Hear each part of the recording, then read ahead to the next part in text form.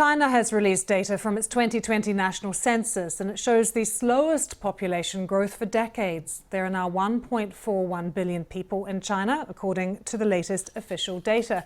That's a 5.3% increase on the last time a census was held back in 2010, due in part to falling birth rates and a sharp drop in the number of working-aged people.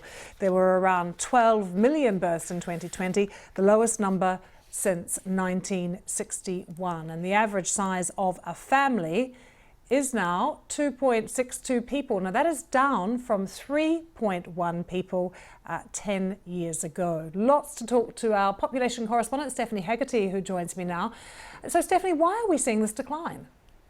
Well, I think that this is clearly a hangover from the one-child policy, but not totally, because China lifted the one-child policy quite some time ago now, and it hasn't seen an increase in births. And that's when speaking to Chinese women about why they're choosing not to have children. One of the main things that often comes up is cost.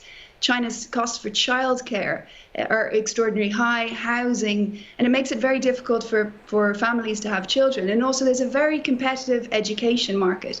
There's habits that have been formed by the one-child policy where parents will pour a huge amount of resources into one child. Now, a lot of testimonies I'm hearing from Chinese parents is that they have one child and they can't see how they could repeat that experience with a second child. Stephanie, why is this a worry for China?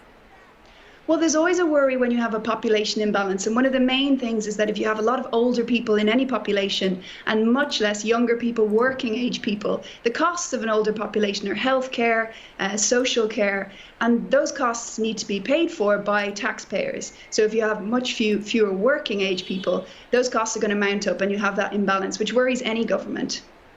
Stephanie, thanks so much for joining us with that news on the Chinese census data.